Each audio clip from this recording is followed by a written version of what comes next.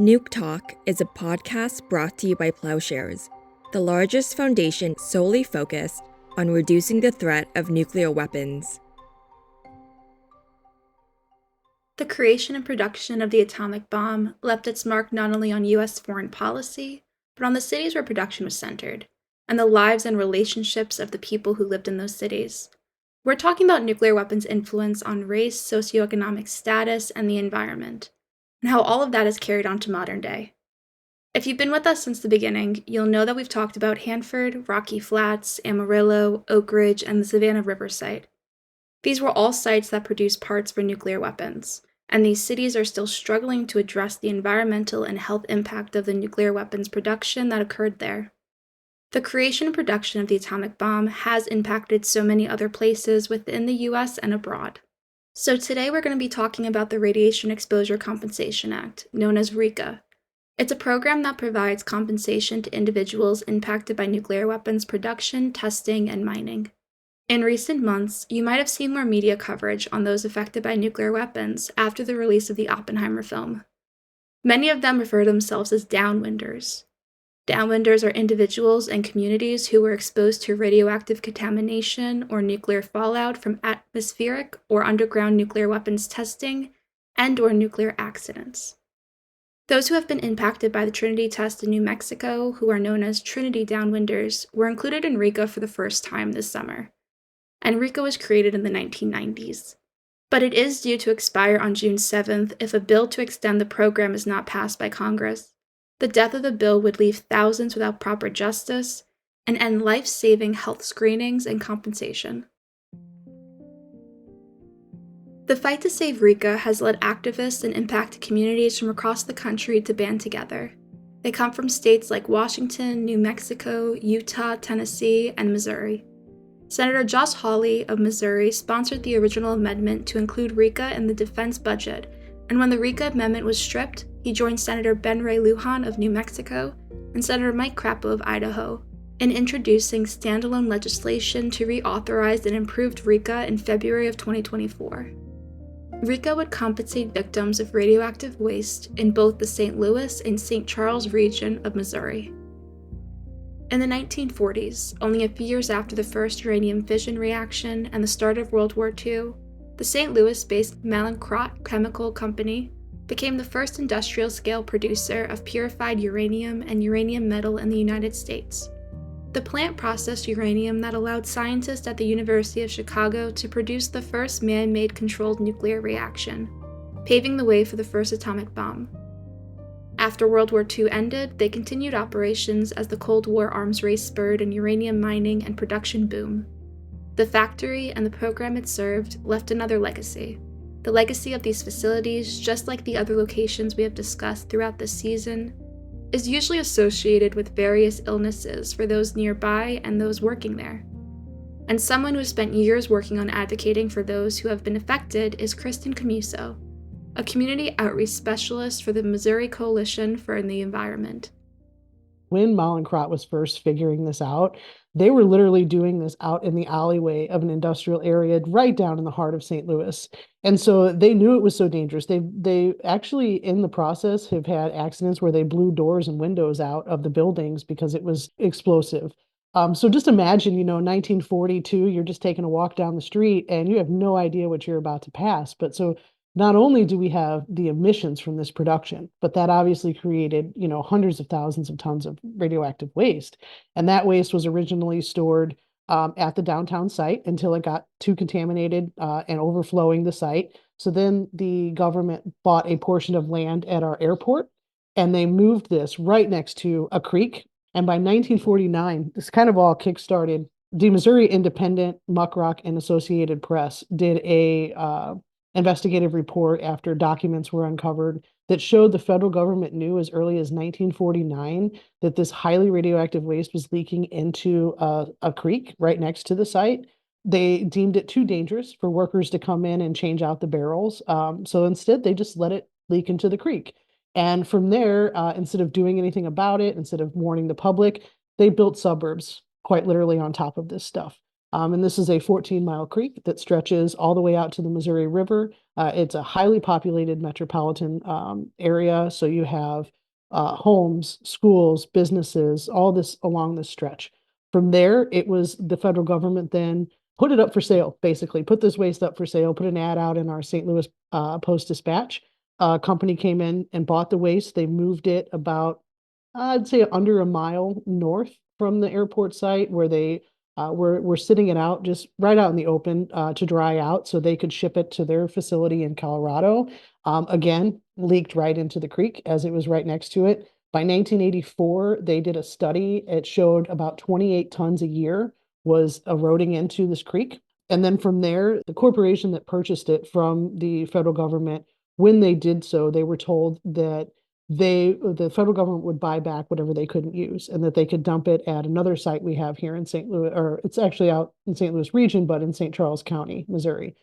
When the corporation tried to sell it back to the government, they basically said, no, sorry, we can't take it back now. And so that's when the corporation decided to illegally dump it under the guise of clean fill dirt at the local landfill, which is the now known the Bridgeton Westlake landfill. Which is, by the way, started to experience, starting in 2010, an underground fire, which has been encroaching onto the radioactive waste that is known at the landfill. And St. Louis County is under an emergency management plan. Should the fire collide with this radioactive waste and it would daylight, which reach out of the surface, it could attach to particles, could attach to the steam and the smoke, and then kind of create a Chernobyl-like effect where then it's moved and transported. So we're all under either an evacuation or shelter-in-place plan. The sites where the government left nuclear waste are bordered by Coldwater Creek, which now runs through suburban neighborhoods in St. Louis County. Contamination from these sites washed into the creek, increasing the risk of cancer for those St. Louis residents who grew up playing in it. There has been two studies. There was a state of Missouri Department of Health and Senior Services did do a cancer analysis on the 8 zip codes around Coldwater Creek area and the Westlake landfill. They determined that people living in these areas do have a higher risk of particular cancers. I think it was one in particular in the neighborhood I grew up in. We have a almost 300% statistical increase in childhood brain cancer. There's also lung cancer, colon cancer, kidney cancer, breast cancer is really high.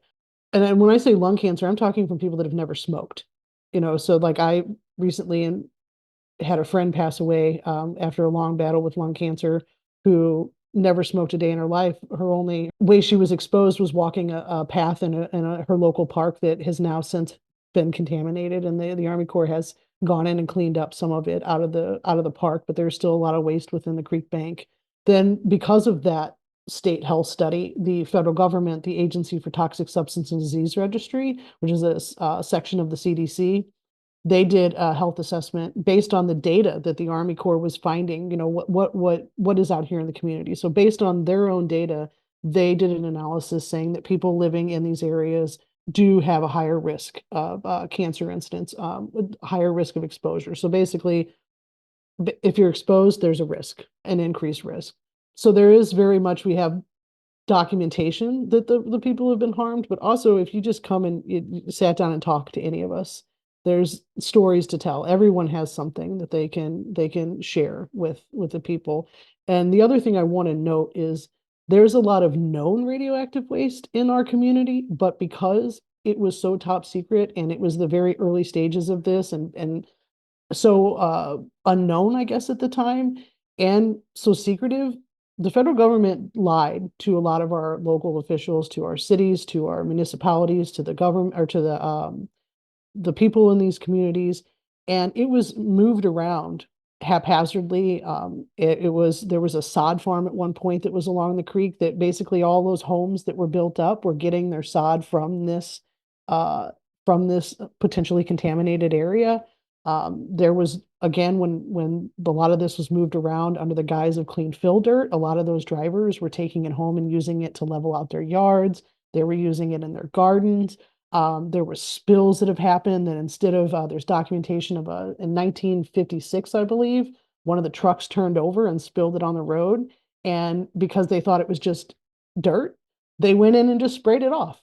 on the road, and there's no real documentation of where that exact location is. So while we kind of know where it is, there's a huge aspect still that's very much unknown. Generations of families in St. Louis have had to deal with the nuclear waste that the government trucked in from surrounding counties.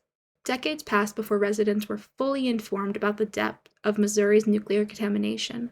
There's definitely still a lack of awareness. While I think more people are aware now, there is still a huge amount of people that do not. Our organization, for the last 2 summers, have actually gone out door to door handing out that information from the Agency for Toxic Substance and Disease Registry. And almost everyone we talked to had no idea that they were even living along this. And this is with the creek right in their backyards.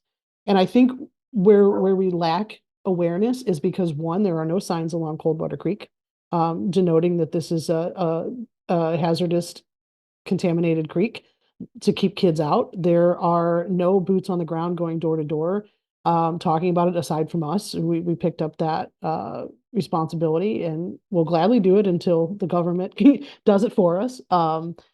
Also, I think, while the agencies involved, have websites and they host these meetings, the problem is that they don't advertise it well enough. They don't promote it well enough. And if you don't already know who the Army Corps of Engineers formerly utilized sites remedial action program is, then you have no idea what's going on.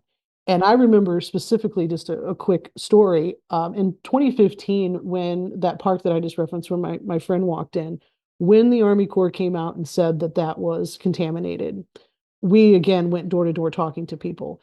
And while the cleanup is going on there, a lot of the people we talked to thought they were just putting in new playground equipment because there was no indication that they were removing radioactive waste from a park. In fact, they weren't even going to close the park. And at the time, the city said they didn't want to because it was about to be summer and they didn't want the kids to not have a place to go. And we, with a lot of outcry, obviously, we organized, we had a petition. Within that Monday, we had that park shut down. But it takes other community organizations and people that have been affected that are aware of this to really dig deep into this rabbit hole. And even then, there's still so much that we just don't know. Organizations like Missouri Coalition for the Environment and Just Moms STL are doing the important work of informing local residents and pushing their congressional representatives to advocate for impacted communities. But the passage of RECA in Congress is far from a sure thing, and the clock is ticking. With less than 2 weeks until Congress votes, it's important that people talk about this with their friends, their families, so RECA can get the public support it so desperately needs. It's been a really long, long, hard battle. I remember going to Just Moms community meetings in the very beginning of this, and there was just a few people that were showing up. But it takes a lot of diligence and hard work and just persistence and constantly staying on this, constantly getting connections with people in the media. And when something happens, you pick up the phone and you say, hey, this is what's going on. Can we talk about it? Can you give us space? I would say our local media has been pretty receptive to this issue since probably, I would say, early 2010s. In fact, I think that's really how I first learned about it. I was actually sick myself in an 11-month period starting in 2012. I had my gallbladder removed. I had to have a total hysterectomy because of masses on my ovaries and stage 4 endometriosis. Within a few months after that, they found a tumor on my left adrenal gland, and I was diagnosed with thyroid cancer. And so I was literally laying in my sick bed, and I'm watching on the news Karen Nickel from Just Moms just kind of telling her story, talking about the issue, just everybody kind of learning about it. And I also think social media also plays a huge factor in this because I think that was kind of like the dawn of it. And really people were starting to get back and get, connected with their old classmates, and they were starting to go, wait, you're sick? I'm sick. Why are all these people sick? Or they'd go to reunions and there'd be so many people that had passed away. And so they really kind of started to connect the dots and then started forming, social media groups and pages. And then we all started really talking. And I think that really kind of blew the lid off of it all. And it kind of opened the door to what had happened here in St. Louis. I mean, my parents didn't know. Most of the people, they didn't know that they were moving into this supposed beautiful, safe suburb. And just to know that their kids are out playing in this creek that potentially is now harming them. There was so much lack of awareness at that time. But I think now, again, because of social media, because of this continual pressure that we have to put on them. And that's an all day, everyday thing. It's not easy. It's also not easy to share your personal stories like that. It's not easy to talk about your illnesses or your property damage. A lot of these people are still living in these homes that are still currently contaminated. The Army Corps of Engineers estimates they won't be done cleaning up the creek or the properties along the creek that are contaminated until 2038. They've been involved since 1997. They've already removed over 1 million cubic yards of radioactive waste from our city, and yet it's going to take them another 15 to 20 just to get it done. And that doesn't even include the cleanup at the Westlake landfill. That there's not even a shovel on the ground. The EPA is still like in their design phase on that. So there's a massive amount of waste here in this region. So we just got to keep on, everybody, keep sharing our stories, and just remain diligent. That's all we can really do. Downwinders and impacted communities fighting for RECA are fighting for their lives. They are fighting for access to life-saving medical care, compensation to pay for medical costs, and health screenings. It's absolutely, the burden's been put on the victims here. We've always said that, the burden of proof, and even down to trying to get a better cleanup plan. Originally the Army Corps was going to focus just on the airport site in this industrial area. And it took everybody having to come forward, share their stories, share their old photos of, their homes flooding, things like that if you couldn't prove that, we weren't going to get the cleanup that we're seeing now along the creek. They were just going to ignore it and walk away. But it took the community having to rise up and to share all of our stories and to say, no, wait a second, this stuff has been in my home. It's flooded. It continuously floods. So yeah, that burden of proof is definitely put on the people. And I think that's disturbing, especially because the federal government knows what they did. They knew what they were doing. And again, to reiterate, as early as 1949, they knew what was happening and they did nothing.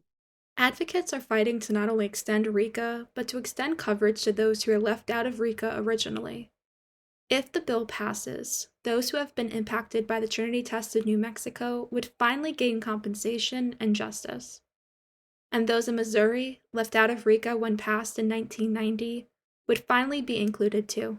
I think Missouri should have always been included. Again, we were the site where this stuff was originally produced. We had highly potent, uranium here. It was haphazardly moved, stored. It's all over our community.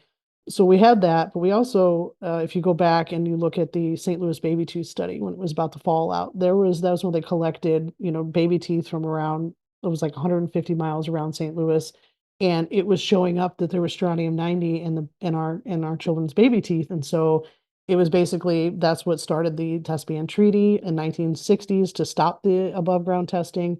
So not only do we have the waste, not only do we have the fallout, but we also have the emissions from the production. So to have St. Louis be excluded just never made sense to any of us. Likewise, why New Mexico? Again, the firsts of the atomic age have just been left out. The Navajo mines, there's over 500 open mines on Navajo lands. It's unreal to me that, and they were also, again, left out of this program. So while the program is good as it is obviously needs to be better. There's been a lot of exclusion with a lot of the people that have been affected by our federal government's nuclear weapons waste. So if that were to die, if it were just to go away, the people that are already included would lose out on the potential for compensation, and they also lose out on the screening that comes with it, with the radiation exposure screening and education program. So that to us too, if we can get this not only reauthorized but expanded with Senator Hawley's version and Senator Lujan's version, it's not a windfall for anybody here in Missouri. That money is nothing. If this was a corporation that had done this to people, we would be looking at some sort of millions of dollars worth of compensation. So it's good, but it's not good enough. But with that said, it would provide the ability for so many St. Louisans and New Mexicans and all the people that have already been excluded to access healthcare potentially for the first time. And also to get these screenings that could get the cancers before they spread and before they become astronomically this huge financial burden, because cancer is not cheap. It's not cheap at all. A lot of people in our communities have had to sell their homes. They have, or just ignored their health all around because they just can't afford it. Me personally, I have started to, because I have all these like different primary issues, I have to do blood work every 6 months and do scans every couple of years. And I have gotten to a point now where I have to ration that and choose which ones I do because I simply can't afford it. So if St. Louis, if this were to pass as the Senator Hawley's got it, I mean, the bipartisan support that saw in the Senate was just almost unfathomable. I don't think I've seen any bill come through that's had that much support. So if that version gets passed, I think it's going to save lives. It's going to save a lot of lives in our country. And I think the other thing that I always want to say about I call us our America's secret cities. Um, we stepped up in a very dire time in our nation to do this to our workers, our industry, all while being lied to, all while being poisoned without our knowledge or consent. And the result of that was essentially we're us winning the war. The United States became a superpower after World War II. And we kind of felt like we stepped up to save the nation. And I hope that now the nation can see the need to step up and save us and to recognize our sacrifices. But to just let it die would be a terrible, terrible scenario for so many people across this country. The other thing is, what I've heard and all the times we've been to DC, we're going back now on the 15th and 16th. This will be our fifth or sixth time. I can't, it's all a blur. The one thing I've heard from every representative and senator that we spoke to was that they acknowledge we've been harmed. They know that this is an issue. They know what they've done. They know that the federal government has lied to us, but they're worried about the money. And I just want to ask them, well, what about our cost? What about the human cost that we're paying here? Or what about the fact that cancer treatments cost millions and millions of dollars that we can't afford that? We are working class people, that we're not asking for a handout. We're just asking to survive. There's no real justice here. You can't go back. You can't bring back the people that have already passed away. You can't undo the illness, but you can try to do something to acknowledge the sacrifice and help us move forward with this. It's important to note that so many different groups and individuals are working together to ensure that RECA does not expire in June. The process involves grassroots, advocates, lobbyists, and so many more. So we spoke with Sofia Guerra, Program Assistant for Nuclear Disarmament and Pentagon Spending at the Friends Committee on National Legislation, also known by its shorthand FCNL. Sofia advocates for responsible nuclear policy, including RECA work. RECA is a program intended to redress the harms of U.S. nuclear weapons development and testing. The Department of Justice program was established in 1990 and has provided one-time benefit payments to individuals who may have developed cancer or other specified diseases after unknowingly being exposed to radiation. It has awarded over $2.5 billion in benefits to more than 40,000 claimants since its inception. But there are scores of people who should benefit from this program who are not eligible for assistance. They include New Mexicans living downwind of the Trinity test site, as well as Navajo uranium miners downwind of the Nevada test site. And these are both groups of people who the Department of Justice have admitted on their website were integral to the establishment of RECA in the first place over 34 years ago.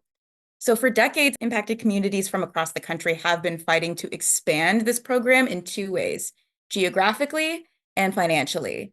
Geographically, the Expansion Act has expanded eligibility, or would have expanded eligibility, to people in Idaho, Montana, Colorado, New Mexico, Missouri, Guam, and all of Nevada, Arizona, and Utah, which were shown to have received high levels of fallout from nuclear testing.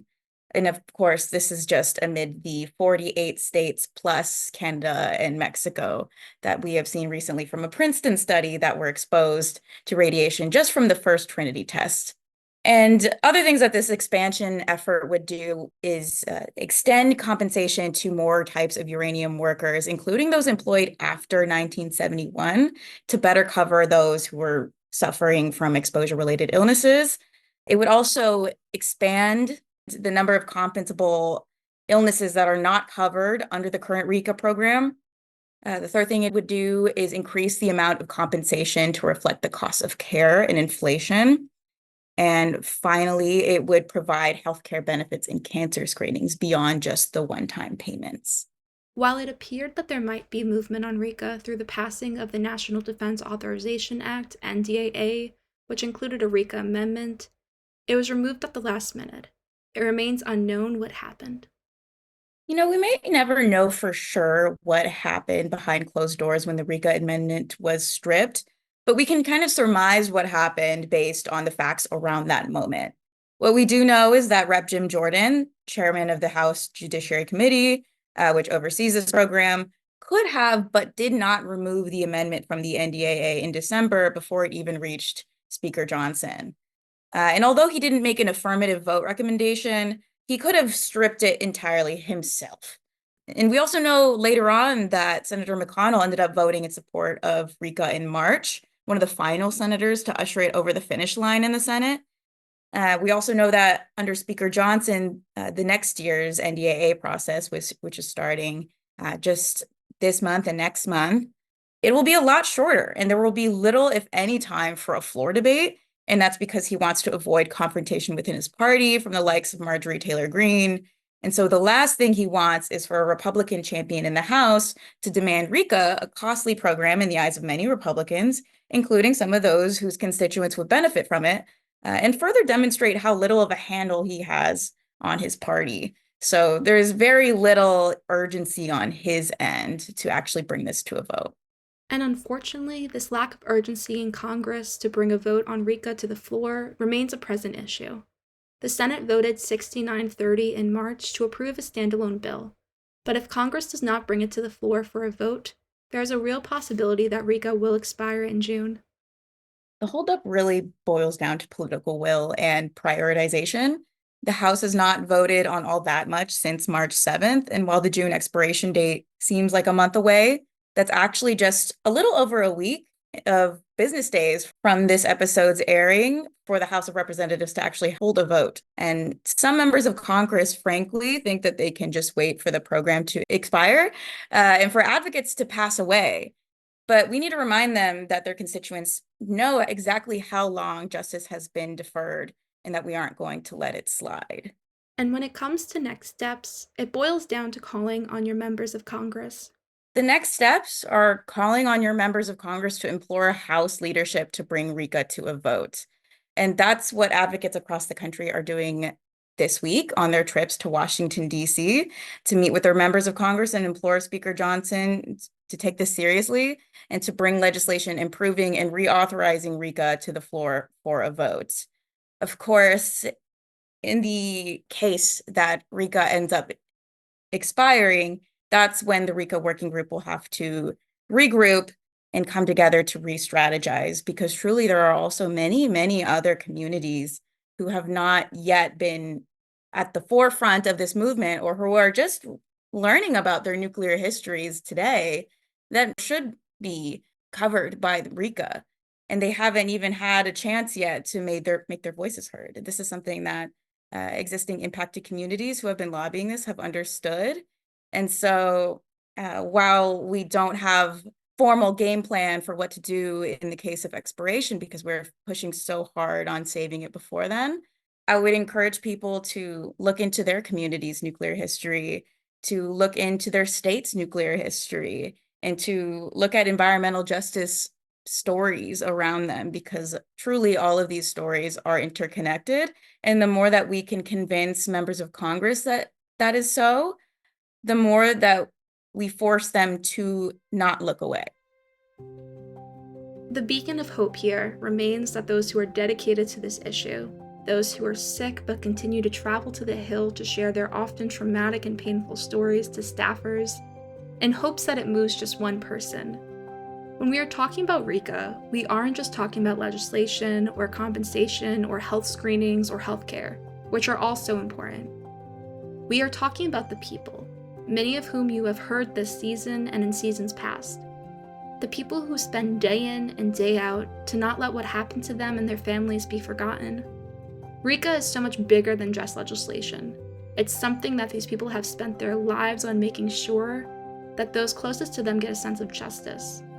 It's the people who are sick but are still going door to door to compile their own healthcare surveys in their local communities to test who has cancer in the town. And those who are sick range from all ages.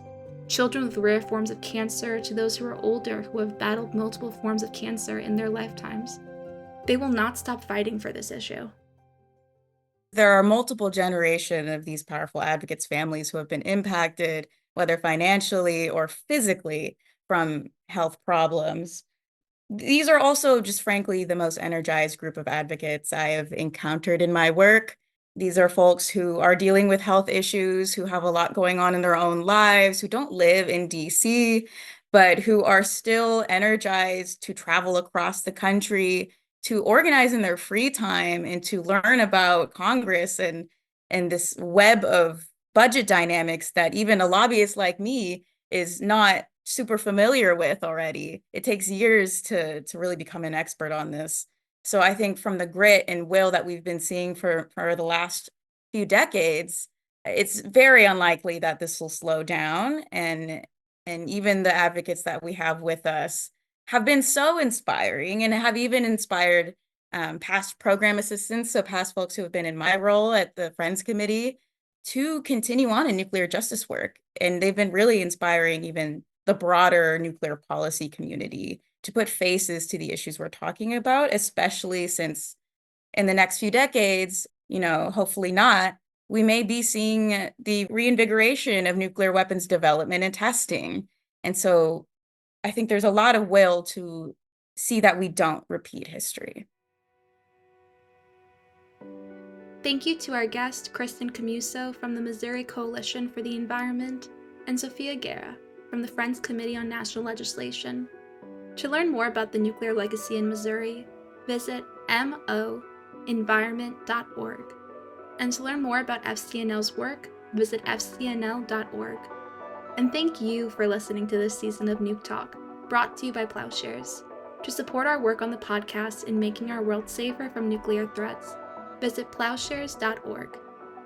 And I'd like to take a moment to thank my co-host Jacqueline. Jacqueline has worked on the podcast since 2021, and the podcast would not be where it is today without her. She leaves us for law school this fall, but we could not end this season without acknowledging her critical role on this podcast. So Jacqueline, thank you for all the work you've done on the podcast and your insight and your creativity. The podcast will miss you dearly.